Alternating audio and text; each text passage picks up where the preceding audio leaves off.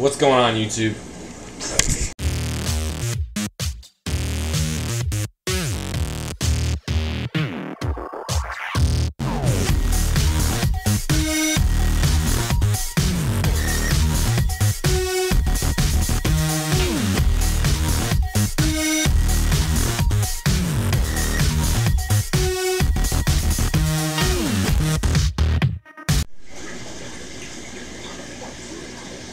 What do you think you're doing over there? What's going on, everybody? Forrest here, Cichlid Man 09, hanging out in the fish room. Kind of winding down. Wasn't going to do a video, but might as well just do a video for you guys. Hunter's got himself a net. Not sure exactly his plan with it, but he's ready to go if there happens to be a fish catching disaster, and he's needed be, so he's ready to go, practicing his net wielding skills for when he's old enough to help Dad move fish and whatnot. Really, today's video has no purpose like a lot of my videos lately. I just like doing videos and like spending time with you guys, so why the heck not just do videos? Honestly, today I feel like absolute garbage. Got a little sick. Basically slept. I had to go to work early in the morning, and then basically slept the rest of the time after I got home about, I don't know, 11:30, 12. About 12.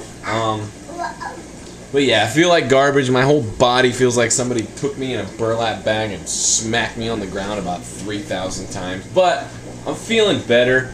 And while I'm feeling better, I might as well do a quick little video for you guys. Nothing too crazy long, nothing too boring, with literally zero content in it that was meant to be. I'm not sure where I'm going with this. I wasn't planned, we'll just put it that way. Hulk over here and his little buddy, we're gonna call this dude, I don't know, you guys can name him. Name this little Gorilla's Black, cause he's just trucking in here with Hulk and the 135. Azul and Blondie and their spawn, as usual, doing fantastic. I've been contemplating something. I might as well tell you guys. I've honestly been contemplating the layout of the fish room, and I think, not anytime soon, but I think what I want to do eventually is to reorganize everything. I want to build new stands for basically every tank in here, and basically the point behind that will be to add more tanks, honestly, because what fish keeper doesn't want more tanks? So I think that's what we're gonna do. I think I may do something with, you know, these two tanks so that they can only take up one area, maybe open up a rack in this area or something. Look at this right here. By the way, professional dad right here, I put his diaper on backwards. That's what this little thing is going on. I got him laid down, got him changed, and I got the diaper and I was like, crap. And I'm feeling, like I said, I'm feeling pretty crappy. So I was like, let's roll with it. I don't think it's gonna hurt him. So his diaper's on backwards. That's why it looks like he's got a tail coming out of there. Can you not play with that, please? So, little stud, backwards diaper. Go me, professional father. They don't pay me enough. Check this guy out.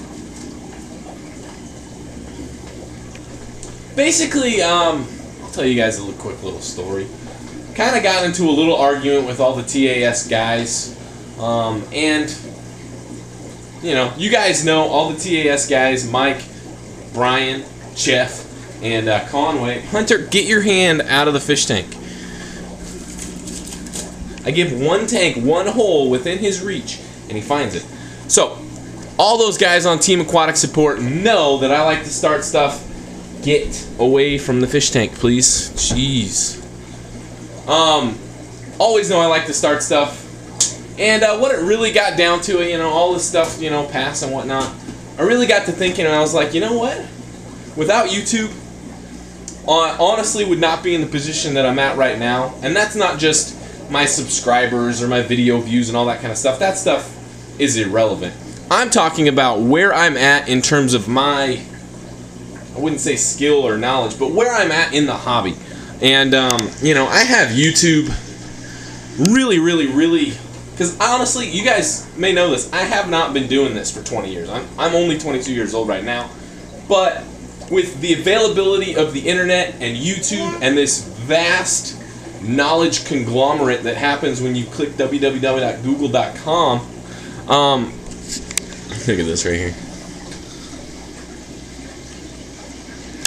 Due to that and my everlasting, when I do something, I try and learn as much as I can about it. Growth for knowledge, my everlasting growth for knowledge. When I find something that I like, there is something on the camera lens. We're gonna get that off real quick. No, still there. Whatever. We're just gonna roll with it. Hopefully, we're not completely. Hunter, look at this guy. He's a little daredevil. Can you please? We're gonna step down. There we go. Give me a heart attack every time I turn around. I can't do a video because he was trying to get into something. I really have YouTube to thank, and it kind of got to the point where I was like, I never would have met any of these guys on Team Aquatic Support. I wouldn't know any of you guys had it not been for YouTube and the relationships I've made. And I'm gonna give a shout out to a guy who I kind of mentioned we YouTube grew up together, and that's Jeff Heiser, Mr. JW Heiser 1302. 6, 8, 10 months ago when we were just, doing dorky videos, kind of like the stuff that I'm doing now. Jeff and I honestly have just kind of grown. We developed a friendship really quick. Jeff, if you're watching this, man, I love you, bro. Developed a friendship, and, I was thinking the other day, I was like, if it wasn't for YouTube and it wasn't for all this stuff, one, I would not be a part of Team Aquatic Support because I wouldn't have learned the stuff that I've learned. And two, I wouldn't know all these people. Mom's home. Wouldn't know all these people and all these awesome relationships that I've developed. And, it kind of hit me hard a little bit. I was like, wow, And that's why I think my hobby, which, at the heart of it, I'm a fish keeper. But my roots within this hobby are you guys and YouTube. A lot of people can't say that who've been keeping fish for 20 years because when they started, there wasn't that kind of wealth of knowledge that you can just go click a button and watch a fish be alive on a camera. And so YouTube was such a massive resource for myself. And then, you branch off into other things like forums and whatnot because there's only so much you can learn from watching a fish, swimming around in a fish tank. When, that's mostly what the majority of the YouTube videos are, is just, people showing off their fish. But it still was such a huge part of my hobby, and I think that's why I've developed such a passion for not just fish keeping, because I honestly have two hobbies. And right now I'm doing my other one, and that's doing videos. I'm addicted to my fish. I love my fish. They're fantastic. But I also have this second addiction, and that's called YouTube. It's a completely different entity in itself, and it's absolutely fantastic. And I have, and I know a lot of it is my nature and wanting to learn things. But if it wasn't for YouTube and it wasn't for the internet, I wouldn't have a bunch of friends that I have. I probably wouldn't have this many tanks, so I'd probably save a little bit on my water bill. But, I know of a guy, Melomir, Guapote Mel, however you want to say it. Once I saw his videos, it was a huge inspiration, and that's something we kind of got into with the TAS guys, and, how those big YouTube channels kind of inspire us all. I'm not going to give any credit to those guys, Joey, Dustin, number one and two guys in the aquarium hobby on YouTube. And I kind of gave them a little credit for, I couldn't get it out properly, but to me, they made doing this cool. And they made it cool and they made it fun. Something was going on with my door. My fish room's haunted.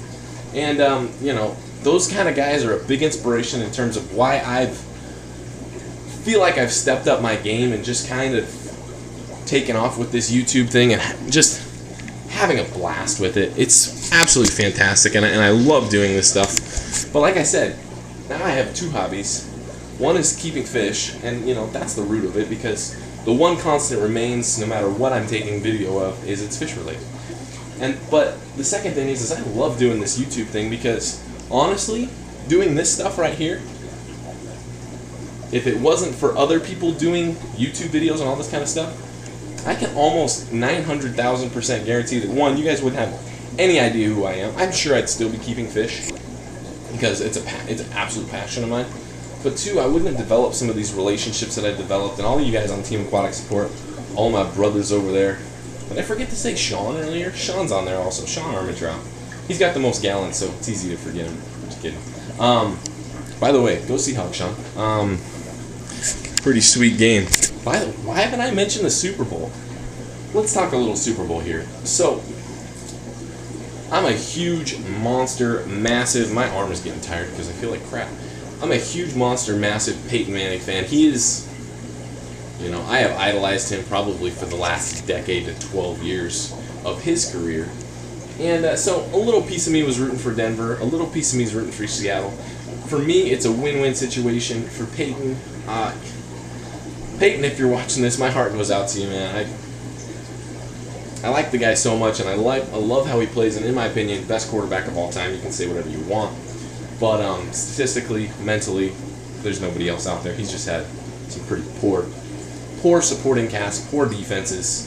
Seahawks don't have a great offense, but it was just a bad day, and I feel bad for him because I know in the media he's going to absolutely get ripped. I didn't even watch ESPN today because I know that all the stuff is going to be questioning Peyton Manning's legacy and will this, you know, take him out of the top 5 all-time quarterbacks. Shut the heck up. 10 years ago, he was an all-time top 5 quarterback. So, you know, Peyton, if you're watching this, man, it wasn't your day yesterday. Seahawks played a 100% start-to-finish complete game. Special teams, offense, defense. I was kind of hoping that Percy Harvin would win Super Bowl MVP, but it only makes sense that the defensive player won it, and Smith's interception return, which, again, surprising he returned that for a touchdown because he's not the quickest guy out there. But was kind of hoping for a better game. Honestly, I was somewhat disappointed. Ecstatic for the Seahawks for them to bring home their first championship. Absolutely fantastic for the city. The fans of Seattle are so amazing. And myself being somewhat of an outsider to that, I can understand it. And I've seen it from the outside looking in because I'm not necessarily a part of that. Because originally I'm from St. Louis, so I was a Rams fan. So if I'm a Rams fan to begin with, kind of hard to be a Seahawks fan. And I've worked my way, you know, to being a Seahawks fan. But this city's been striving for something like this. So Seattle, congrats. Denver, hopefully Peyton will be there next year and maybe put a cap to his career. Because I know for sure that with the kind of guy he is, and not saying that I know him, but there's no way in heck he's going out like this. So Super Bowl, fun game. All the Hawks fans that I was around were absolutely freaking out. For me, I was expecting a little bit more competition. I like football games, not blowouts, especially in the Super Bowl. Blowouts to me get boring. It's boring. It's wonderful to see if you're rooting for the team, but I was rooting for both teams and I was rooting for a game.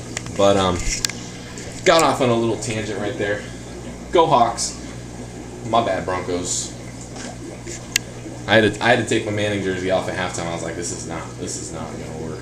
Because I was wearing my Manning jersey. If you didn't see my Facebook post, by the way, go over to my Facebook page, like the page. Posted a picture. I got my Broncos jersey on top. Underneath, I got the Seahawks sweatshirt. So, rooting for both teams. It was a win-win for me. So I'm not disappointed at all in terms of the outcome. The process of it, the game, a little boring to me.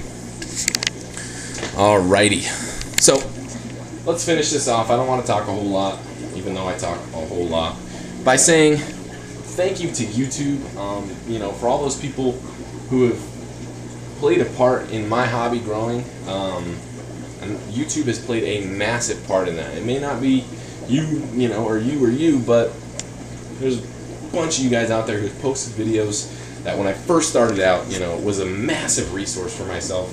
And, you know, honestly has gotten to develop friendships, find a new hobby outside of fish keeping that is taking videos of myself talking to a camera in the fish room. How weird is that?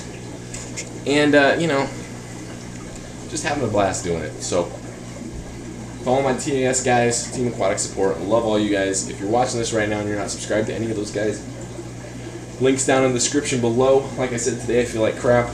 This is taking a lot out of me. Not really. I'm feeling a lot better. But, again, YouTube, the internet, all this wealth of knowledge has played such a huge part, and I give a lot of credit to that. Some credit to myself for wanting to learn more, but a lot of credit for that resource of information being there, to getting me to the knowledge that I have within this hobby, which I'm not an idiot. I know a little bit, and, you know, opening my eyes to this wonderful thing that is YouTube and being a YouTuber, because now I feel like I'm a fish keeping YouTuber and not just a fish keeper who posts videos to YouTube. And it's fun, and I love it, and I love all you guys. Thanks for watching. If you're not subscribed to my channel, there's a button down there. Click the subscribe button. More videos like this, leveling one-on-one with you guys. I know last week I didn't get really kind of my DIY King, whatever the heck kind of videos those are. My water change video was alright. I had a blast doing that, by the way. But, at 15 minutes now, Hulk wants to say goodbye and good night. Crazy fish. See you guys next time.